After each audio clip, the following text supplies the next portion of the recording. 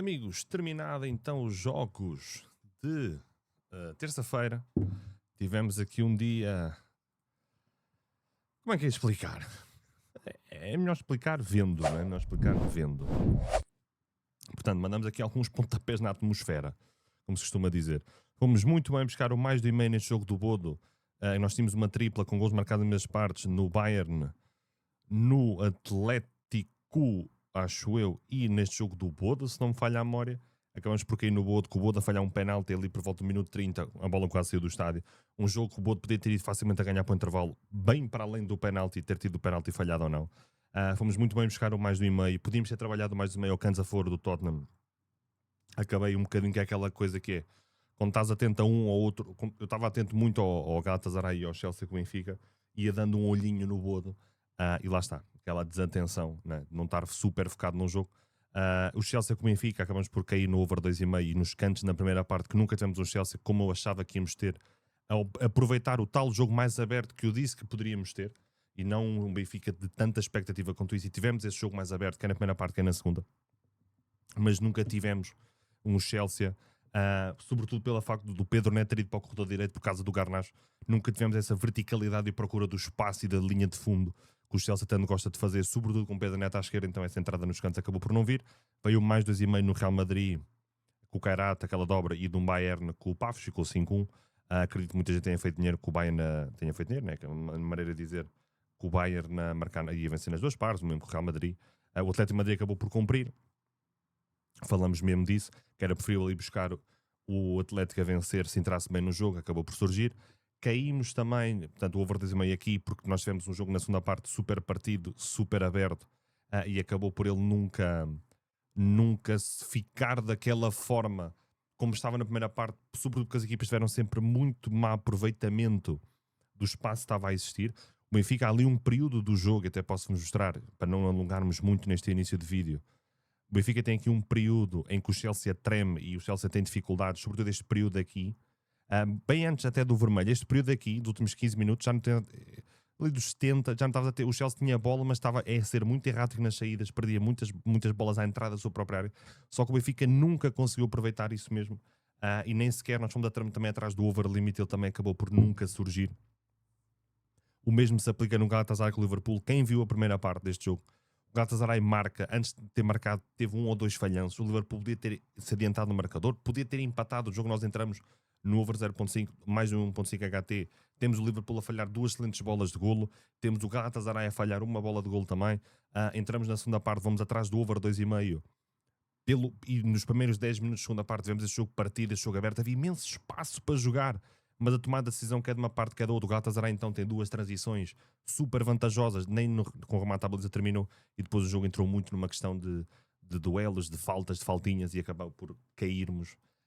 Foi um dia no red, digamos que os jogos que nós tentamos e tivemos sinais para ir atrás desse over e estar expostos no mercado, tivemos perto num deles tivemos perto disso, mas no outro também não tivemos assim tão perto, porque lá está, muito o que era a tomada de decisão, muito o que era a reação à perda e colocar a bola no melhor sítio possível nunca verdadeiramente aconteceu. Mas pronto, águas passadas, vamos ao que interessa. Vila Real contra Juventus. Estamos a falar de um Vila Real que perdeu com o Tottenham, estamos a falar de uma Juventus que empatou a 4 com o Dortmund. Vila Real que vem 3 vitórias seguidas depois desse resultado, com o Tottenham, vence 2-1 ao Osasuna, vence Sevilha e vence Atlético. Estamos a falar de uma Juventus que vem 3 empates seguidos, empata com o Borussia Dortmund, empata com o Hellas Verona, empata com a Atalanta. Vila Real a 2.26, empate 3.48, Juventus 3.25, mais do e-mail 1.30, over 0.5 HT 1.40.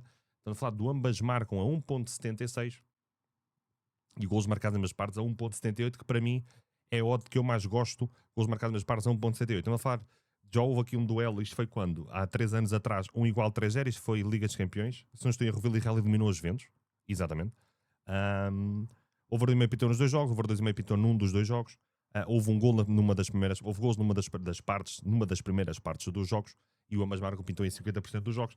Mas estamos a falar de um Vila Real que vem muito bem. Atenção ao fator casa do Vila Real. O Vila Real é uma equipa, mesmo esta derrota com o Atlético fora, esta derrota fora com o Tottenham, tem muito que se lhe diga que o Vila Real bateu-se muito bem no jogo.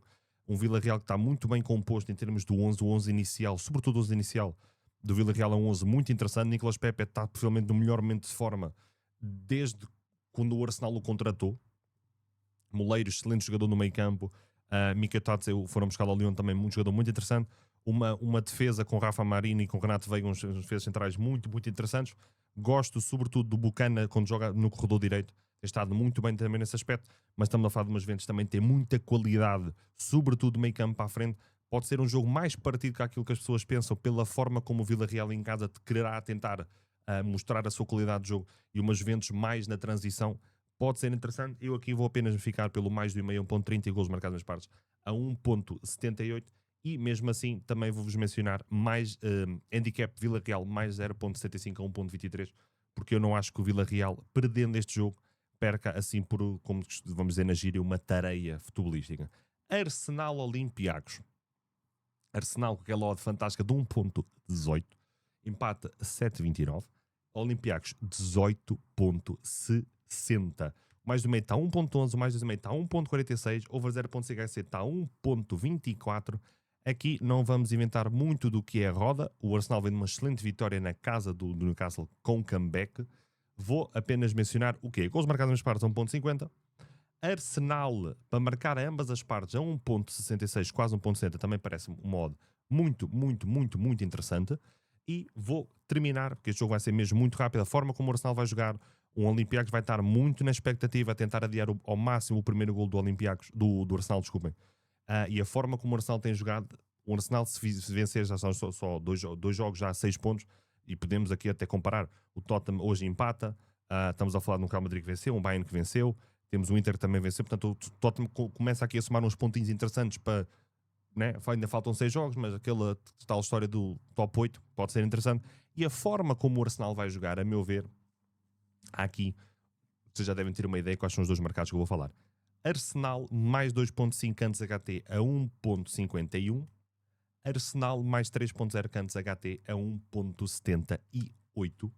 Parecem-me excelentes oportunidades, porque este Olympiacos, acredito, vai ter uma postura bloco muito baixo, bloco médio, bloco baixo, bloco muito, linhas juntas, e dificultar ao máximo a ação do Arsenal e a entrada no último terço, quer pelo corredor central, quer pelos corredores laterais.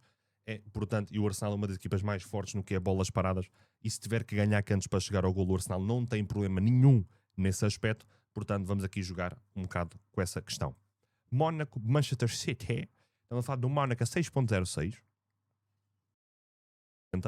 Diz: oh, mãe, estou ocupado, o que é que queres?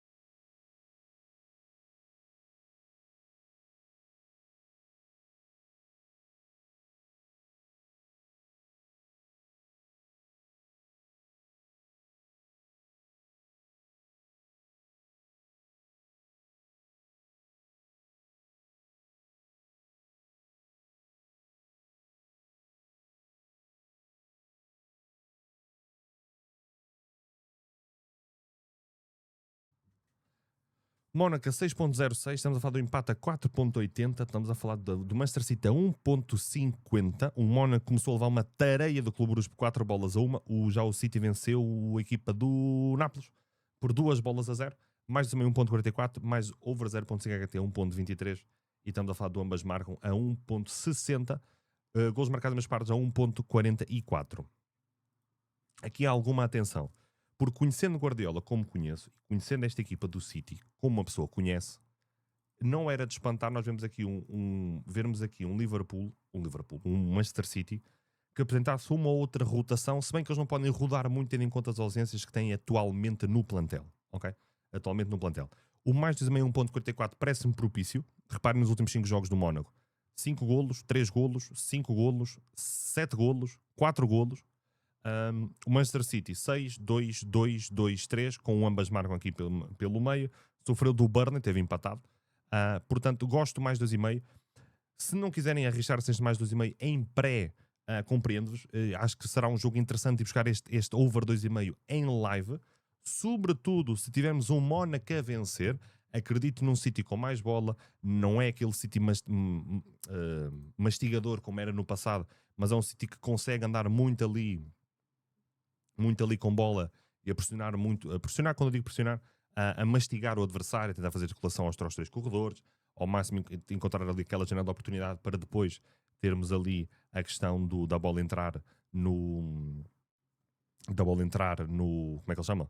no Haaland, a bola entrar nos criativos, no Foden, por exemplo, ou até nos corredores, em Doku, por exemplo, Doku no corredor esquerdo está muito, muito, muito bem no corredor esquerdo, no que é os desequilíbrios e 1 para 1 e a própria tomada de decisão que Doku tem tido no último terço. Portanto, para mim será sempre um jogo mais interessante para se explorar no mercado live, sobretudo se tivermos um City a não estar a vencer o jogo, seja um empate ou mesmo a perder, também me parece muito interessante, e de ir buscar este mais 2,5 nesse mesmo sentido, nessa mesma ótica, ok? Barcelona, Paris Saint-Germain. O jogo do dia. Barcelona 1.87, empate 4.23, Paris Saint-Germain 3.76, mais 2,5 1.36, mais 0.5 HT 1.20, ambas marcam 1.40, gols marcados em ambas as partes 1.40 também. Onde é que aqui é que eu vou? Jogo super interessante. Duas equipas que já venceram no seu arranque da Liga dos Campeões.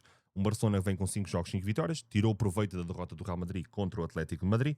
Um PSG que vem estando minimamente bem no campeonato, apesar de ter perdido com o Marselha, mas as coisas vão andando. Isto para mim será um excelente jogo para se trabalhar no live.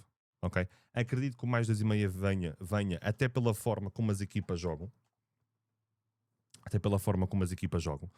Estamos a falar de um Barcelona que gosta muito de incutir uma pressão alta, uma Barcelona que joga a sua linha com o seu bloco super subido, a sua linha defensiva sempre instalada no meio campo.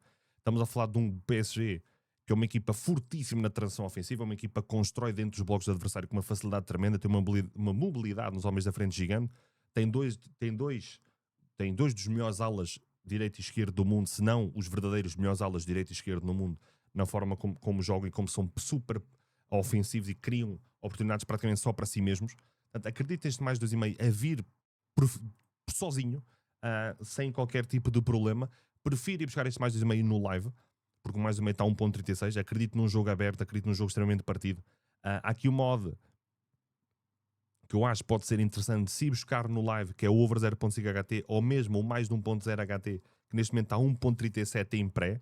Acredito que este jogo tenha a possibilidade de haver 2 golos na primeira parte, pela forma das duas equipas jogarem, certo? Um Barcelona, como eu disse, que pressiona muito alto, coloca muito alto o seu bloco como um todo, e um PSG super, super eficaz na transição defensiva, um PSG que com 2, 3 passos coloca a bola na baliza do adversário com uma facilidade tremenda, e agora também me começou no olho gigante. Portanto, será um jogo, a meu ver, muito mais interessante de irmos atrás no live do que propriamente qualquer odd em pré. O modo que eu acho interessante, mais de 1,5 handicap a favor do Paris Saint-Germain a 1.34, porque eu não estou a ver o PSG a levar aqui uma tareia, um desempenho, como alguns pequenos desempenhos que o PSG levou o ano passado na fase regular da Liga dos Campeões. Terminando, que o vídeo já vai longo, Nápoles, Sporting Clube de Portugal. Sporting chegou atrasado a terras italianas, porventura não, visto, porra, está difícil a falar hoje, por causa de um problema no avião do Sporting. Nápoles 1.87, empate 3.74, Sporting 4.23, mais 2,5 a 1.82, estou dentro, over 0.5 HT a 1.35, estou dentro também, muito pelo tem sido os registros recentes. É certo que o Sporting ao Estoril não consentiu nada, nem ao Moreirense, mas acabou por sofrer do Karate, do Fama, do Porto, tinha sofrido do Nacional também. Temos o Nápoles com alguns problemas no seu último terço e na sua linha defensiva, também não só no que é a sua capacidade defensiva no jogo, como também ausências nessa mesma linha defensiva, o que pode ser sempre interessante de se aproveitar esse over 2,5, e também a questão de que o Sporting pode ter aqui algumas dificuldades a lidar com a forma como o Nápoles joga. O Nápoles é uma equipa que pressiona muito ao homem, tem muita referência individual, é muito intensa nessa pressão, em alguns momentos de jogo, sobretudo quando o adversário está a construir. É uma equipa, está mesmo difícil, amigos.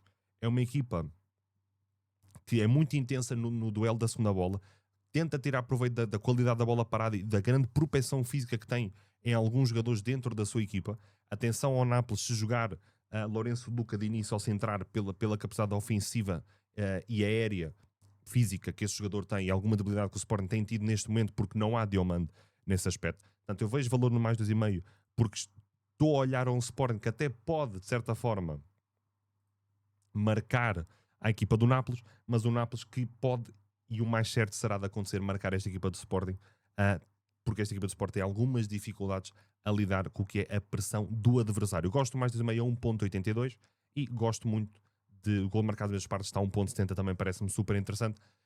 O Sporting tem capacidade para ir a Nápoles, poder fazer uma gracinha, tem, mas terá que ser um jogo quase perfeito da equipa leonina. E estamos a falar do Nápoles, que, um dado aqui muito, muito importante, o Nápoles não venceu no primeiro jogo. O Nápoles perdeu em casa do City por 2-0, portanto vai jogar no seu estádio, um estádio que tem um ambiente fantástico, uma equipa que muitas vezes é empurrada por essa mesma galvanização que leva do seu próprio ambiente e dos seus próprios adeptos, pelo fator casa. Portanto, aqui alguma atenção ao Nápoles nesse sentido. Para mim também será uma excelente oportunidade. O Wolverhampton consegue tentar por 85. Acredito que haja um gol na primeira parte. Não me espantaria ver um Sporting em alguns momentos, não digo num bloco baixo, mas num bloco médio mais de expectativa, convidando quase o Nápoles a ter bola e depois o Sporting a tentar a transição ofensiva e a procura desse mesmo espaço que às vezes o Nápoles tem quando perde, e na dificuldade que o Nápoles tem tido um bocadinho na forma como não recua como deve ser no que é a perda de bola. De Bruyne, por exemplo, é um médio que baixa muito para a frente dos centrais para construir e pegar no jogo, e depois vai subindo metros, mas depois no momento da perda, De Bruyne já não desce e o meio campo pode ficar ali algo exposto, apesar de estarmos a falar do Nápoles que tem Scott McTominay, Anguissa, Lobotka para poderem participar nas ações do meio campo, 3 jogadores monstruosos, sobretudo McTominay e Anguissa. Portanto, daí a importância que eu vos falo do jogo físico que o Nápoles pode trazer para o jogo e das dificuldades que o Sporting pode ter a quando da primeira fase de construção e do Nápoles a pressionar. Daí eu falar-vos do mais 2,5 num jogo que em alguns momentos pode ficar complicado para o Sporting e pode termos um jogo algo aberto e temos aqui um Nápoles a conseguir criar problemas ao Sporting nessa mesma saída e quem sabe até criar uma situação de golo. Acredito que o Sporting terá procurar muito essa situação de transição pelas dificuldades que o Nápoles tem um bocadinho na reação à perda e depois na transição defensiva. Atenção, como vos disse, aos Nápoles nas bolas paradas, seja cantos, seja livres, pela propensão física que tem na sua equipa e sobretudo se tivermos Lourenço, Luca em campo, mais 3.5 anos HT está 1.50, também não parece de todo descabido. Amigos, estamos conversados? Deixem o comentário, deixem o like, a sério, comentem, vocês veem o vídeo, mas deixem nos comentários o que é que vocês acham que foi o dia, o que é que vocês pode ser amanhã mais interessante. Podem críticas construtivas também, deixem o like, partilhem, subscrevam, que ajuda imenso. Já sabem, Jofrigo 99 na Bet7, Jofrigo 99 na MyBest, qualquer uma das casas são boas, tem N vantagens numa e outra e bónus numa e outra, é só vocês escolherem e experimentarem. Toda a informação no Telegram, amanhã estamos em live no Telegram novamente a acompanhar os jogos das 8, aí esperar que seja um dia melhor e vamos trabalhar para isso. Amigos, estamos conversados, vemo-nos no oposto para quinta-feira.